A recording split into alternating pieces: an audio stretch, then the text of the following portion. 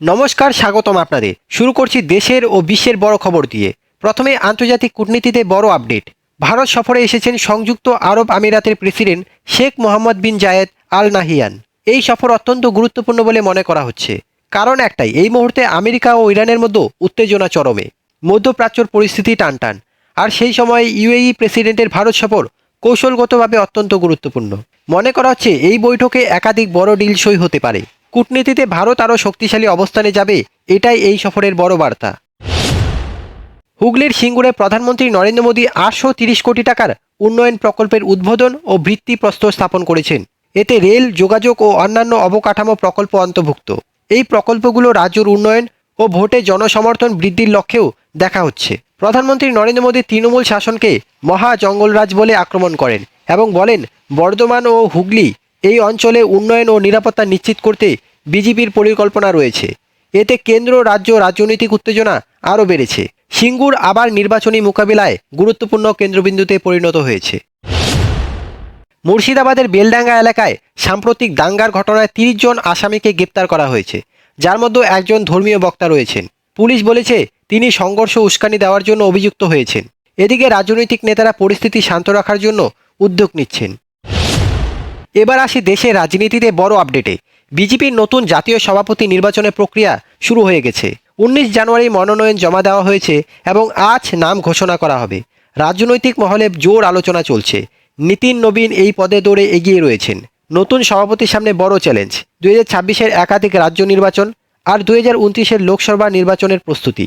অর্থাৎ বিজেপির ভবিষ্যৎ রোডম্যাপ অনেকটাই নির্ভর করবে এই সিদ্ধান্তের উপর। এবার আসি উত্তরপ্রদেশের বড় খবরে। গতকাল মৌনী অমাবস্যায় প্রয়াগরাজ মাঘ মেলায় সৃষ্টি হয় ব্যাপক উত্তেজনা। শঙ্করাচার্য স্বামী অভিমুক্তেশ্বর আনন্দের অনুগামীদের সঙ্গে পুলিশের ধাক্কাধাক্কি হয়। অভিযোগ, পুলিশ শঙ্করাচার্যকে স্নান করতে বাধা দেয় এবং এক সাধুকে মারধর করে। এর পাশাপাশি পালকি টেনে নিয়ে যাওয়া হয়। এই ঘটনায় ক্ষুব্ধ হন শঙ্করাচার্য নিজেও। স্নান না করেই ফিরে যেতে হয় তাকে। এই ঘটনাকে কেন্দ্র করে প্রশ্ন উঠছে, একদিকে ধর্মীয় সহিংসতা, অন্যদিকে প্রশাসনিক ব্যবস্থাপনা। দুটোর ভারসাম্য কোথায়? প্রয়াগরাজের পাশাপাশি অযোধ্যাতেও ছিল জনজোয়ার। মৌনী অমাবস্যায় 5 লক্ষের বেশি পুণ্যার্থী সরয়ূ নদীতে স্নান করে। এর পাশাপাশি রাম মন্দিরে দীর্ঘ লাইন এবং কড়া নিরাপত্তা ব্যবস্থা দেখা যায়। রাম মন্দির উদ্বোধনের পর অযোধ্যা এখন দেশের অন্যতম বৃহৎ ধর্মীয় পর্যটন কেন্দ্রে পরিণত হয়েছে। আমেরিকার প্রেসিডেন্ট ডোনাল্ড ট্রাম্প সাফ জানিয়ে দিয়েছেন গ্রিনল্যান্ড দখল করা আমেরিকার উচিত। আর এই মন্তব্যের পরেই গ্রিনল্যান্ড ও ডেনমার্কের রাস্তায় নেমেছে হাজার হাজার মানুষ। স্লোগান উঠছে, Greenland is not for sale. মানুষ বলছে আমাদের দেশ আমাদের, আমরা বিক্রির পণ্য নই। এবার প্রশ্ন উঠছে, গ্রিনল্যান্ড কেন এত গুরুত্বপূর্ণ? কারণ একটাই, গ্রিনল্যান্ডের বরফ গলছে আর বরফের নিচে লুকিয়ে আছে বিরল খনিজ, লিথিয়াম, ইউরেনিয়াম, তেল ও গ্যাস। এর জন্যই আমেরিকা, রাশিয়া, চীন 3 মহাশক্তির নজর এখন গ্রিনল্যান্ডে। ট্রাম্প যেমন বলছেন দখলের কথা, তেমনি পুতিন ও শি জিনপিং নিজেও অবস্থান শক্ত করেছেন গ্রিনল্যান্ডকে নিয়ে। এবার আসি ইরানে। যে দৃশ্য সামনে আসে তা রীতিমতো শিউরে ওঠার মতো। সরকারি হিসেব অনুযায়ী প্রায় 5,000 মানুষের মৃত্যু হয়েছে, কিন্তু বেসরকারি রিপোর্ট বলছে 16,000-এরও বেশি মানুষ নিহত, 3 লক্ষের বেশি আহত। অভিযোগ, প্রতিবাদকারীদের মাথায় সরাসরি গুলি। ডাক্তারদের একটি গোপন রিপোর্টে বলা হয়েছে অধিকাংশ মৃতের বয়স প্রায় 30 বছরের নিচে, অর্থাৎ যুব সমাজকেই টার্গেট করা হয়েছে। ইরানের বিক্ষোভকারীরা বলছে ট্রাম্প আমাদের আশ্বাস দিয়েছিলেন সাহায্য আসছে, কিন্তু বাস্তবে কিছুই আসেনি। ট্রাম্পকে বিশ্বাস করে যারা রাস্তায় নেমেছিলেন আজ তারাই বলছেন আমাদের ঠকানো হয়েছে। বাংলাদেশে ফের হিন্দু নির্যাতনের অভিযোগ। বাংলাদেশে এক হিন্দু ব্যবসায়ী লিটন চন্দ্র বসুকে পিটিয়ে খুনের অভিযোগ। কারণ বলা হচ্ছে কলা ব্যবসা নিয়ে বিবাদ।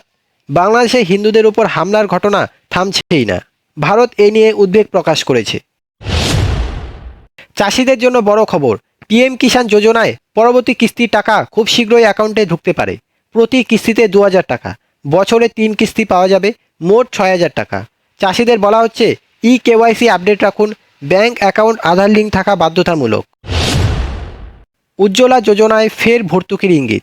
গরিব পরিবারগুলিকে এলপিজি সিলিন্ডারে ছাড় দেওয়া হবে, রান্নার খরচ কমবে, মহিলা সুরক্ষা ও স্বাস্থ্য সুরক্ষায় জোর দেওয়া হয়েছে। এখানেই শেষ করছি আজকের বিশেষ নিউজ বুলেটিন, যেখানে দেশ বিদেশ, রাজনীতি, অর্থনীতি, অপরাধ, স্বাস্থ্য, শিক্ষা, চাকরি সব মিলিয়ে একটাই বার্তা, খবর জানুন, সচেতন থাকুন আর সত্যর পাশে থাকুন। আমি আপনাদের সঙ্গে থাকব আগামী বুলেটিনে নতুন খবর নিয়ে, নতুন বিশ্লেষণ নিয়ে। ধন্যবাদ।